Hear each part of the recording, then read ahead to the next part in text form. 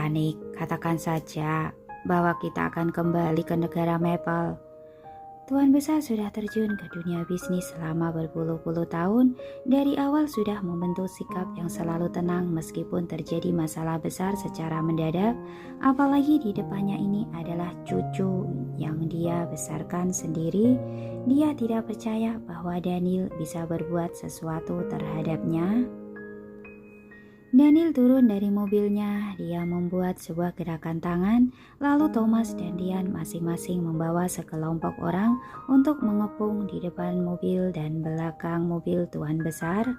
Melihat situasi ini, Sanjaya menjadi sangat terkejut. Mereka datang dengan persiapan. Bocah tengik. Tuan Besar benar-benar sangat emosi.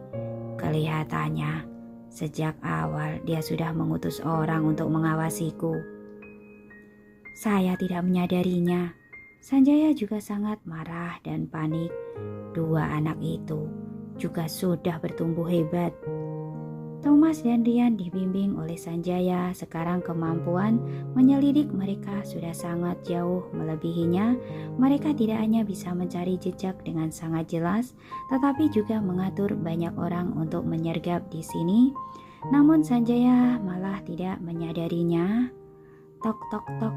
Daniel mengetuk jendela mobil. Sanjaya terpaksa membuka pintu lalu turun dengan senyum di wajahnya.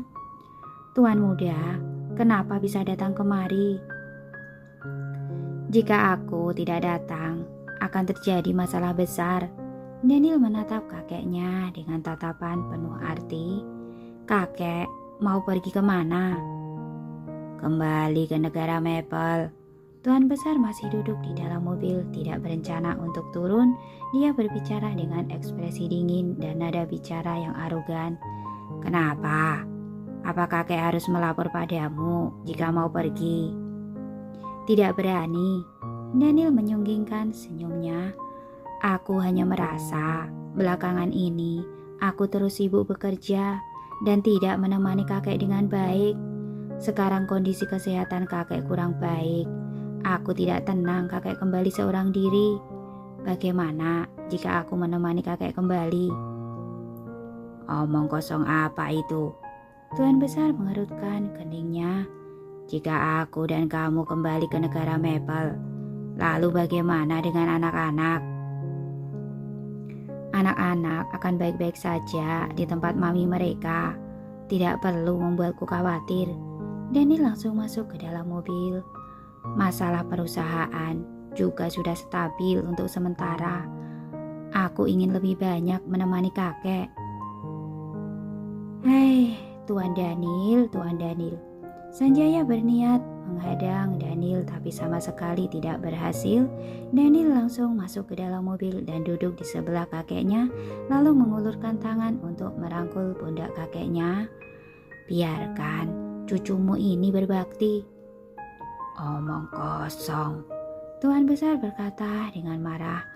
Apa janjimu sebelumnya pada kakek? Kamu bilang akan menemani anak-anak pergi ke sana untuk berobat. Karena itu kakek baru setuju membiarkanmu membawa pergi anak-anak. Sekarang apa yang kamu lakukan? Anak-anak langsung tinggal di keluarga Moore. Hahaha. Daniel tertawa mencibir. Jelas-jelas kakek mengutus orang untuk mengikuti dan mengawasiku. Setelah memastikan bahwa aku tinggal di rumah keluarga Moore, barulah orang itu pergi. Sekarang ini namanya sedang mencari alasan untuk memfitnahku. Malas berbicara omong kosong denganmu. Tuan besar pun mengalihkan pembicaraan. Cepat turun, jangan menunda waktu kakek untuk pergi ke bandara. Tidak menunda. Daniel mengeluarkan paspor dan menepuk-nepuknya dengan ringan di atanya. Aku sudah membawa pasporku, siap untuk menemani kakek kembali ke negara Maple. Kakek sudah bilang tidak perlu ditemani olehmu. Tuan besar mengernyit. Kamu jagalah ketiga anakmu dengan baik. Kamu tidak perlu mengurusi masalah lain. Aku tidak tenang. Daniel menghela nafas lalu berbicara dengan ekspresi sedih dan risau. Kakek, Masih belum tahu kan? Kejadian Bibi dibongkar oleh orang di dunia maya, membuat grup Wellens terkena dampak yang sangat besar dan harga saham hampir merosot parah. Hari ini, karena dipojokkan hingga tak berdaya, aku pun terpaksa menyerahkan bukti kejahatan Bibi kepada pihak kepolisian, serta menghapus namanya dan Billy dari perusahaan. Sekarang polisi sudah melakukan penangkapan terhadapnya. Aku takut dia mencari kakek karena terdesak dan membuat kakek berada dalam bahaya. Mendengar hal ini, Devina yang berada di bagasi belakang menggetarkan gigi dan emosi, sungguh ingin keluar untuk mencekik Daniel sampai mati. "Tutup mulutmu," Tuan Besar berseru marah. "Dia adalah bibimu. Kenapa kamu berbuat seperti itu padanya?" "Kalau begitu, coba kakek beritahu apa yang harus kulakukan." Daniel mengangkat tangannya menunjukkan tanda menyerah. 2 tahun yang lalu, dia menyuruh Linda pergi ke Chiang Mai untuk menghabisi Tracy, lalu membunuh Bibi Juni dengan kejam. 2 tahun kemudian, dia menculik Carlos, membunuh seorang bawahanku, dan melukai Kiki. Setelah itu, dia kembali menyerang Tracy di villa sisi utara, membuat asisten Tracy terluka parah. Hanya kejahatan-kejahatan ini saja sudah cukup untuk membuatnya mati puluhan ribu kali. Ditambah, dia diam-diam melakukan perbuatan-perbuatan itu, membuat seluruh grup Wellens terlibat dalam masalah. Coba kakek beritahu aku apa yang seharusnya kulakukan. Daniel bertanya 2 kali berturut-turut, sungguh membuat Tuan Besar terdiam. Untuk beberapa lama, Tuan Besar sama sekali tidak bisa membalas perkataannya. Sebenarnya Tuan Besar terus memperhatikan situasi grup Wellens. Bagaimana mungkin tidak tahu seberapa besar dampak bagi grup Wellens akibat berita buruk tentang Devina? Saat hari ini Daniel membuat keputusan itu meskipun semua orang di perusahaan memasang sikap yang setuju dan mendukung, tetapi juga ada orang yang diam-diam melaporkan hal ini kepadanya. Tuan Besar tidak menentang, hanya berkata bahwa perusahaan sudah diserahkan pada Daniel, maka biarkan dia yang membuat keputusan. Jika melihatnya dari sisi yang lain, Tuan Besar sangat menyetujui keputusan Daniel ini karena ini adalah satu-satunya cara untuk menyelamatkan grup Wellens. Selain itu, tidak ada pilihan yang lain.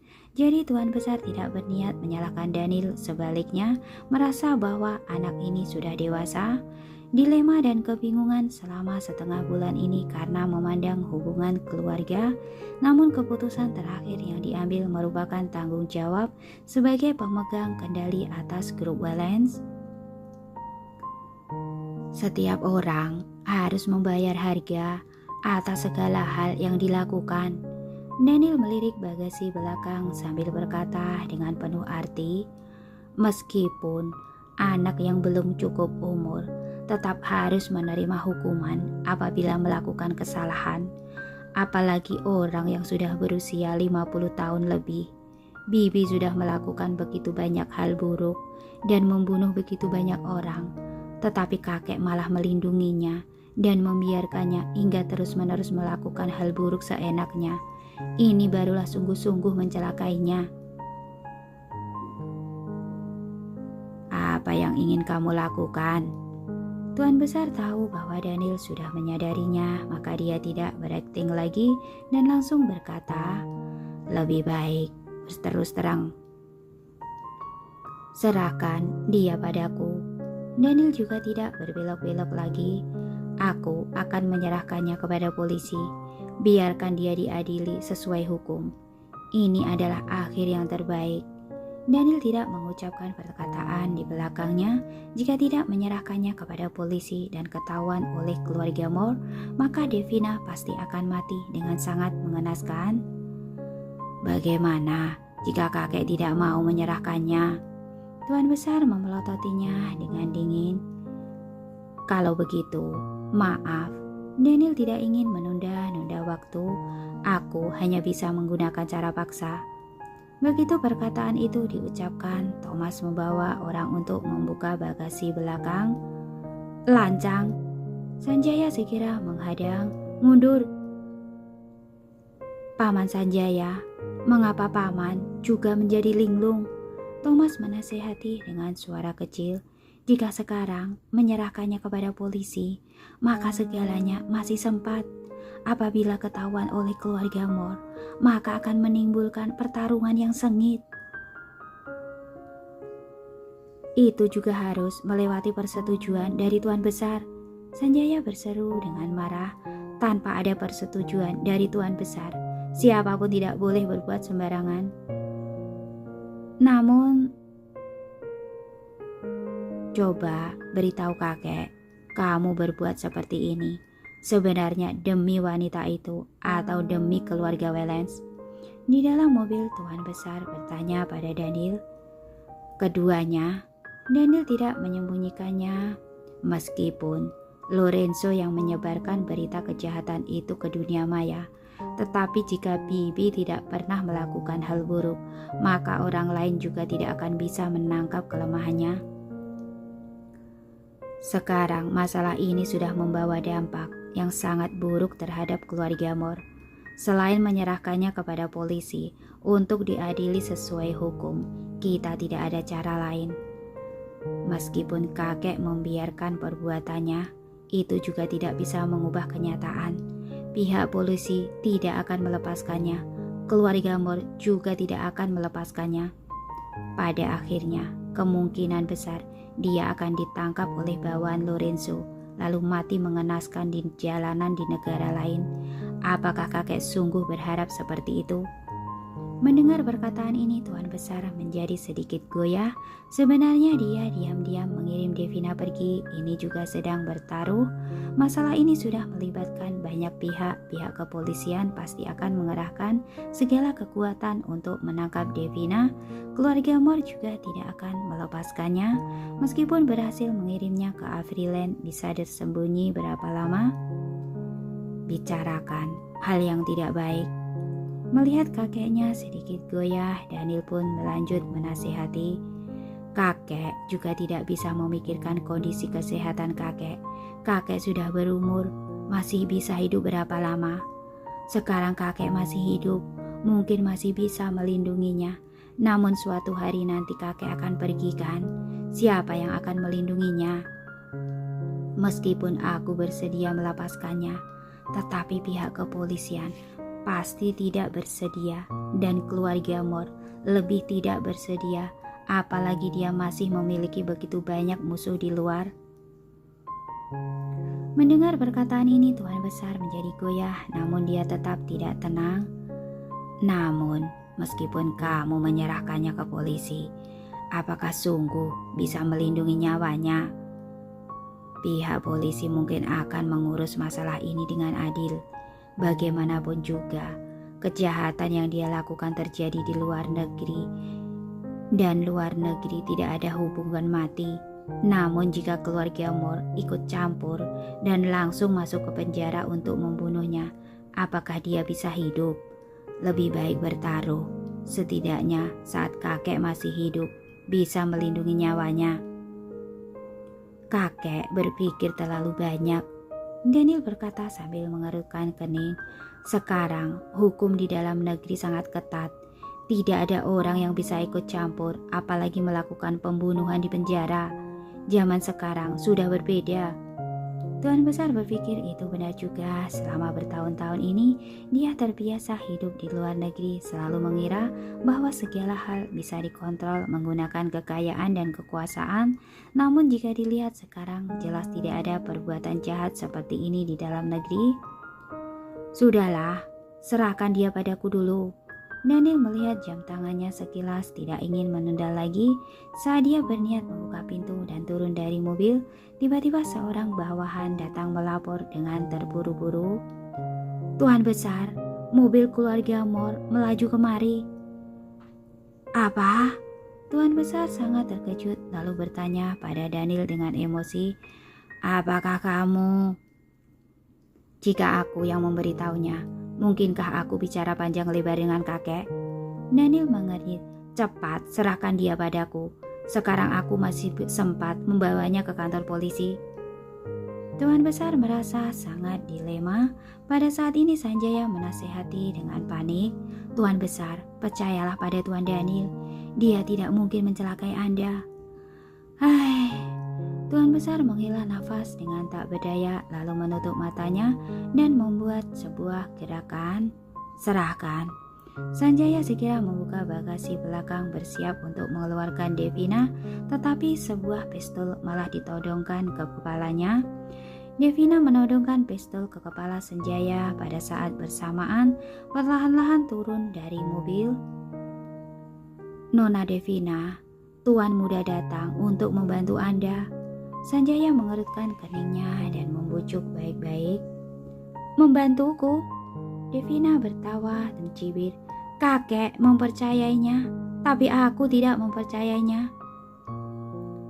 Devina, kamu benar-benar sangat bodoh. Saat Daniel bicara, semua orang bawahannya menodongkan pistol ke arah Devina. Apakah sudah lihat? Ini yang namanya datang membantuku. Devina berseru marah sambil menggetakkan gigi. Daniel, anak kurang ajar, demi seorang wanita. Tidak disangka kamu berani menodongkan pistol ke arah bibimu. Saat kamu menculik putraku, apa kamu memikirkan bahwa kamu adalah bibiku? Daniel menatapnya dengan dingin. Saat kamu melukai Kiki dan membunuh bawahanku, apakah kamu memikirkan bahwa kamu adalah bibiku? Saat kamu menyuruh Linda pergi ke Thailand untuk membunuh Tracy dan bibi Juni, apakah kamu memikirkan bahwa kamu adalah bibiku? Ibu wanita itu mencelakai ayahmu. Devina membantah dengan berani. Aku membalas dendam demi ayahmu. Aku melakukan tanggung jawabmu. Kamu malah menyalahkanku. Kamu bicara seolah-olah sangat terhormat. Daniel merasa sangat lucu. Bukankah kamu takut keluarga Moore menyadari identitasmu? Tahu bahwa kamu yang meracuninya, lalu mencarimu untuk membalas dendam, maka barulah kamu berniat membunuhnya untuk menutupi hal itu. Mendengar perkataan ini terlintas sinar mata Devina. Benar dulu saat meracuni Tracy, dia tidak melihat penampilannya, tidak tahu bahwa dia adalah putri Bella Moore. Awalnya dia menyuntik Tracy menggunakan racun demi mengontrolnya agar dia menjadi bonekanya dan membantunya merebut kembali hak waris. Kemudian dia malah mengetahui bahwa Tracy adalah putri Bella Moore. Karena khawatir hal itu terbongkar dan ketahuan oleh Lorenzo, dia pun pergi ke Thailand untuk membunuhnya. Hanya saja dia tidak menyangka Linda bekerja dengan sangat payah membuat Tracy diselamatkan oleh keluarga Moore serta kembali untuk balas dendam. Mengingat kita berhubungan darah, barulah aku mengampuni nyawamu. Jika kamu masih berbuat bodoh, kamu sungguh mencari mati sendiri. Daniel tidak ingin bicara banyak lagi. Segera turunkan pistolmu. Seharusnya kalian yang menurunkan pistol. Devina langsung menyandra Sanjaya sambil berseru marah. Minggirlah, kalau tidak aku akan menembaknya. Devina, kamu sungguh gila. Tuan besar meraung marah. Turunkan pistolmu. Aku sudah tahu. Devina menatap ayahnya dengan perasaan sakit hati. Pada saat-saat penting, ayah tetap memihak cucu ayah itu. Perkataannya benar. Tidak seharusnya ayah membantumu. Tuan besar marah hingga gemetar. Segera turunkan pistolmu, lalu pergi ke kantor polisi dengan Daniel. Aku tidak mau. Devina meraung marah. Mati pun, aku tidak mau dipenjara. Aku adalah putri yang dibanggakan. Bagaimana mungkin mendekam di penjara? Bukankah ayah bilang mau menolongku? Bukankah ayah bilang mau mengirimku pergi? Mengapa beberapa perkataannya sudah membuat ayah goyah? Aku juga bermarga Welens. Aku adalah putri kandung ayah. Mengapa ayah bisa begitu kejam? Devina terus meraung hingga meneteskan air mata. Dia merasa tali penyelamatnya yang terakhir menyerah terhadapnya. Dia tidak mengerti mengapa ayahnya begitu kejam terhadapnya. Dia juga bermarga Welens, bahkan lebih dekat dengan ayahnya daripada Daniel. Mengapa ayahnya berbuat seperti itu padanya? Apa kamu tidak mengerti? Tuan besar membuka pintu mobil lalu berkata dengan panik, orang keluarga Mor sudah mengejar kemari. Kamu tidak akan bisa kabur. Satu-satunya jalan keluarmu sekarang adalah ikut Daniel pergi ke kantor polisi untuk menyerahkan diri.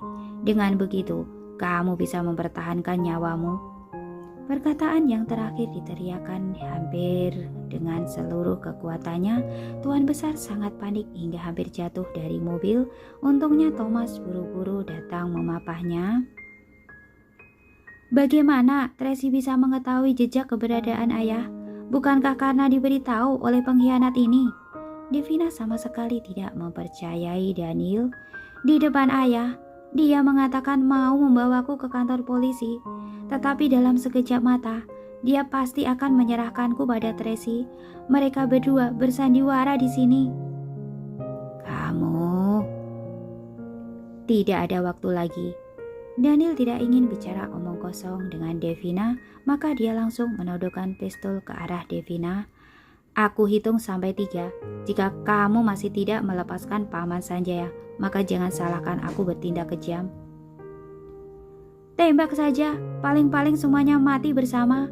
Devina langsung bersiap menekan pelatuk sambil mengarahkan pistol ke kepala Sanjaya. Anjing-anjing seperti kalian dibimbing oleh orang tua ini. Kalian malah berani melihatnya mati. Kalian akan disambar oleh petir. Perkataan ini sangat berguna membuat Thomas, Rian, dan pengawal yang lain sedikit bingung. Mereka semua diambil oleh Sanjaya dari panti asuhan, juga dibimbing olehnya. Sekarang mengambil nyawanya sebagai taruhan, mereka tidak berani, juga tidak tega.